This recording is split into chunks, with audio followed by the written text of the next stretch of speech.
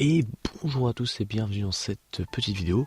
Ça va être une vidéo détente, hein, donc ceux qui veulent se détendre c'est par ici. Et voilà, si vous voulez voir du gaming ou autre, c'est pas là du tout.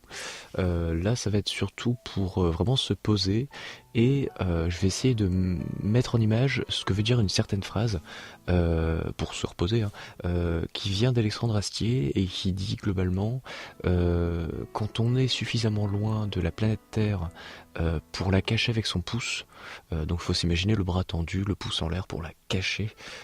Oui, placement, hein, t'as vu, pouce en l'air, tout ça, mais un pouce bleu, non on s'en fout totalement, mettez un pouce rouge maintenant, comme ça vous serez détendu.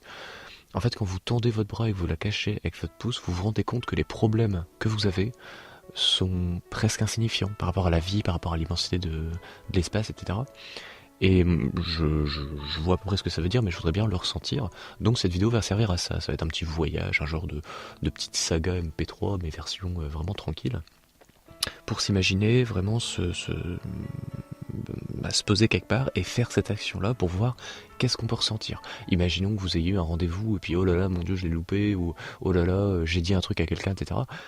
Au final, par rapport à la vie, on s'en fout. Voilà.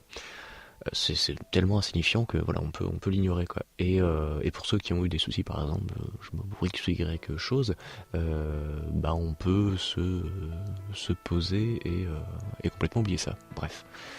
Donc là moi j'ai un petit curseur en face de moi. Pour ceux qui ont regardé ma dernière vidéo, c'est la vidéo voyage où le curseur se déplace pour me montrer quand est-ce qu'il faut que je dise tel ou tel chapitre. Alors c'est un repère, hein, c'est pas quelque chose que je vais suivre à fond.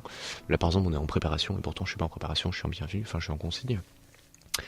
Mais voilà, du coup moi je sais à peu près quand est-ce que je dois dire certaines choses, mais je ne sais pas ce que je vais dire. Voilà, c'est intéressant comme concept. Donc du coup on se détend, on ferme les yeux et c'est parti. Donc préparation.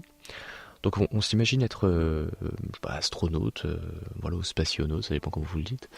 Et voilà, faut s'imaginer être embauché, je sais pas, à l'ESA ou à la NASA, enfin on s'en fout, pour se préparer à partir en mission.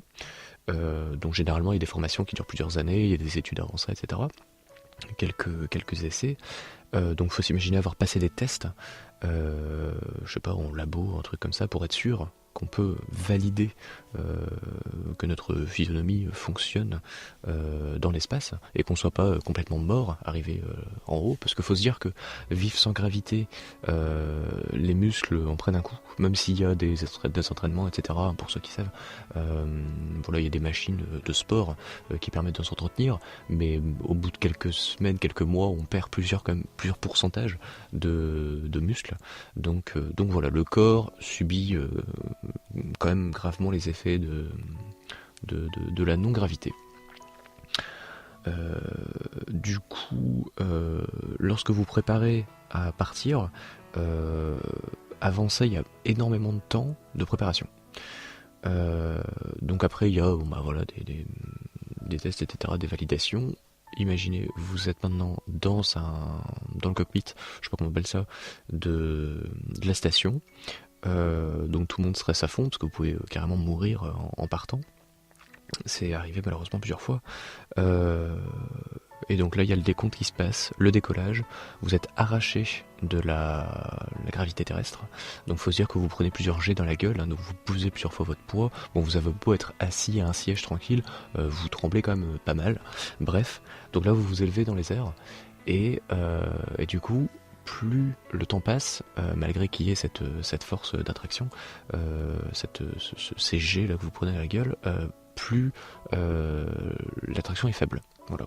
Et à un moment, on se retrouve dans l'espace à plusieurs centaines de kilomètres de la Terre, et là on est un petit peu livré à la non-gravité, donc au vide spatial. Il y a de l'air et tout, on respire, hein, mais on est flottant. Voilà. Dans l'espace. Voilà. On a beau être entouré de métal, avoir des repères visuels, on est un peu perdu quand même parce que voilà, se retrouver sans gravité alors qu'on l'a toujours connu depuis notre naissance, c'est quand même assez étrange, je pense. Hein. J'ai jamais vécu ça, mais je me l'imagine plusieurs fois. Euh, donc là vous arrivez dans l'espace, on va pas avoir de mission spéciale, mais ou alors direction Mars par exemple, bref ça prend je crois 6 mois à y aller. Là on va passer peut-être quelques jours, hein, peut-être une semaine, bref. Donc là vous êtes dans l'espace, complètement voilà, sans attraction, vous volez ou c'est marrant, vous faites quelques expériences, tout ça, bon, bref. Et bon, il y a quand même de l'entretien du vaisseau à faire, etc. Mais ça c'est des détails. Et bon, du coup je vais écourter un petit peu parce que j'ai pas l'impression que je vais tenir 15 minutes. Ça va faire peut-être 6-8 minutes. Mais en gros, voilà, vous vous retrouvez dans l'espace, vous n'avez plus de point de repère de là où est la Terre. C'est-à-dire que si vous fermez les yeux et vous faites un demi-tour sur vous-même, vous ne captez plus du tout où est la Terre. Il n'y a plus de repère gravitationnel, enfin bref. Donc vous êtes dans le vide spatial, voilà, entouré de métal, voilà, à une certaine pression quand même, avec de l'oxygène, mais voilà, il n'y a plus de gravité, vous êtes sans repère. Comment on dit par rapport au toucher, là, vraiment les repères gravitationnels, quoi. J'arrive pas à trouver d'autres mots, mais voilà. Donc vous êtes flottant, sans repère, vous voyez la Terre au loin, et du coup là vous vous dites mais la Terre est vraiment petite, quoi. Et donc là, la fameuse émotion de vous tendez votre bras, toujours en ayant les yeux fermés, hein, n'allez pas ouvrir vos yeux, soyez pas cons, euh, vous tendez votre bras, et là vous arrivez à cacher la planète Terre derrière votre pouce, comme si vous faisiez une éclipse, mais avec votre doigt.